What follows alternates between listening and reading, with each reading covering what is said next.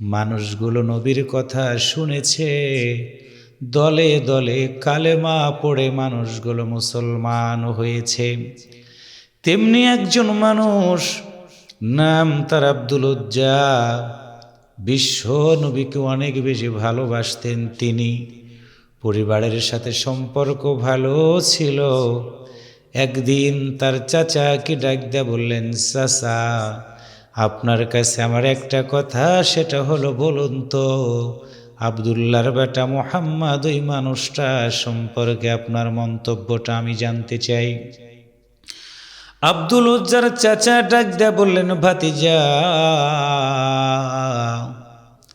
যেই ব্যক্তিটার নাম তুমি বলেছ, আকাশের নিচে জমিনের উপরে ওনার মতো ভালো মানুষ আর একটাও আমার চোখে পড়ে না। আব্দুল উজ্জা চিন্তা করে দেখলেন, আমার চাচা নিঃসন্দেহে নবীর প্রতি মনে হয় দুর্বলতা প্রকাশ করেছে।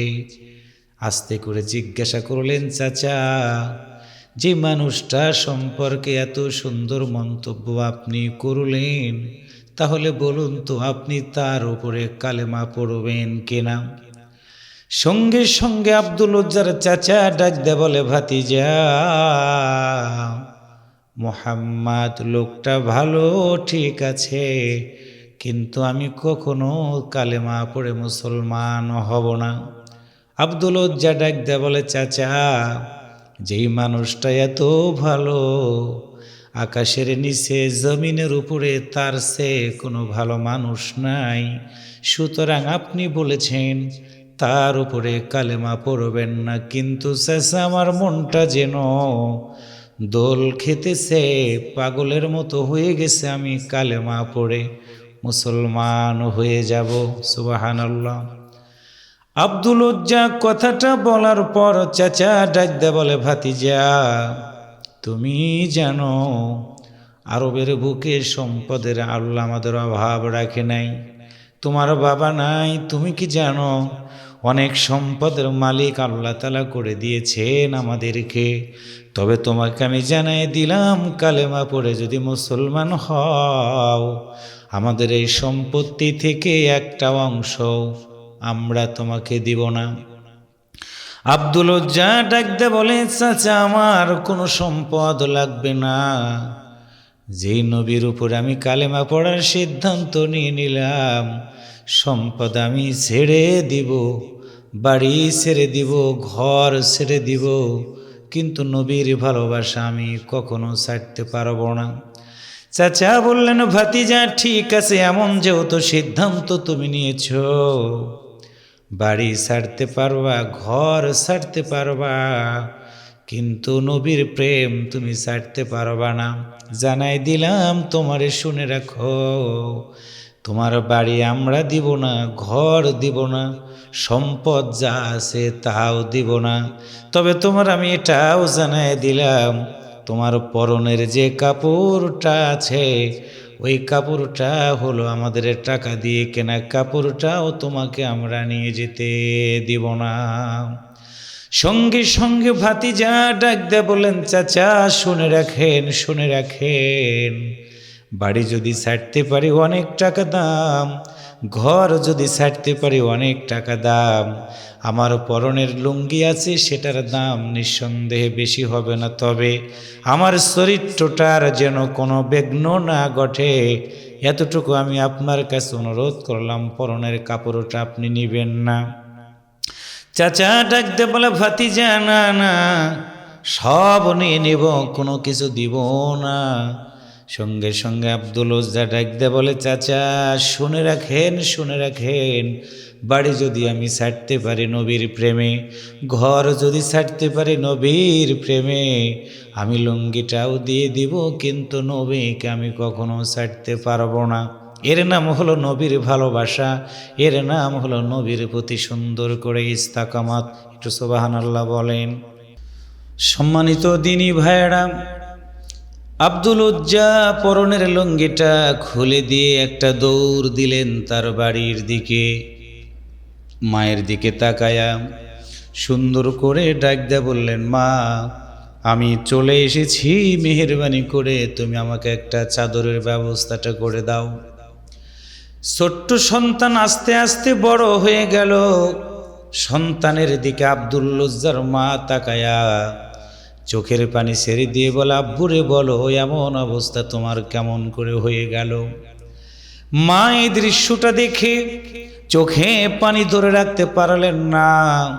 আব্দুল লজ্জা ডাক দিয়ে বললেন, মা শুনে রাখো, বিশ্বনবীর নামে কালেমা পড়ার কারণে আমার চাচার সকল সম্পত্তি থেকে আমাকে বঞ্চিত করে দিয়েছে। আমাকে বাড়ি দিবে না, ঘর দিবে না, আমি আপত্তি করি না, এমনকি আমার পরে দিয়ে বস্ত্রটা পর্যন্ত রেখে দিয়েছে। মা তুমি একটা চাদরের ব্যবস্থাটা করে দাও। ঘরের ভিতর থেকে মা একটা চাদর দেওয়ার পর আব্দুল লজ্জা সেইটা দিয়ে কোনো রকম করে অঙ্গটা ঢেকে নিলেন। বাড়ি থেকে বের হয়ে দৌড় দিয়ে বিশ্ব নবীর দরবারে হাজির হয়ে গেল। অনেক পথ যেতে যেতে রাত অনেক হয়ে গেল।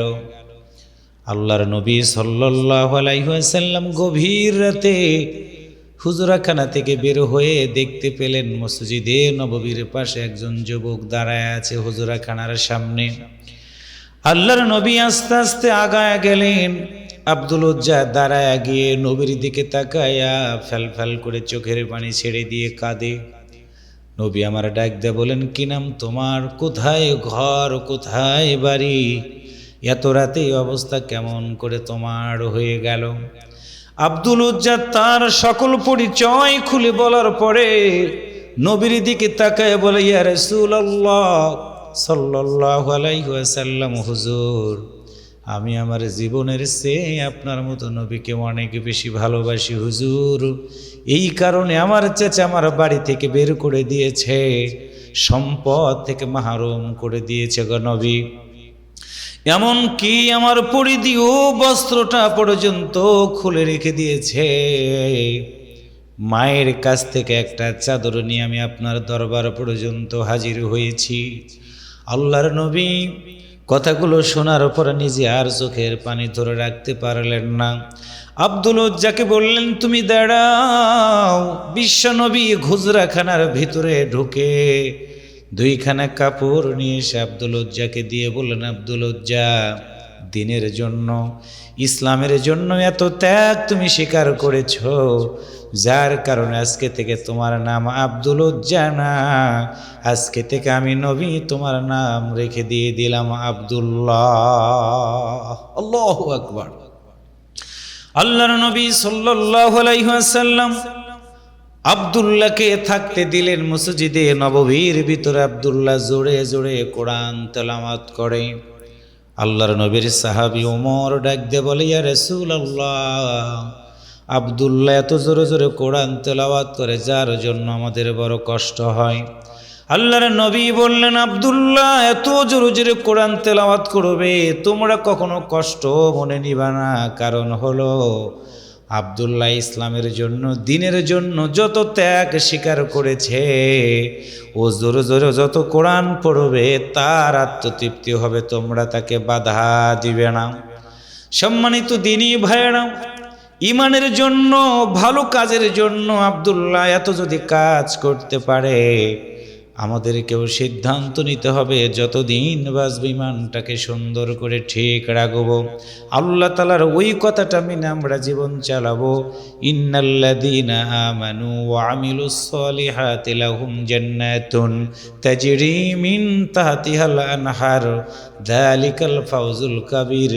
আল্লাহ তাআলা আমাদেরকে জান্নাতি মানুষ হিসেবে কবুল করুক, আমিন।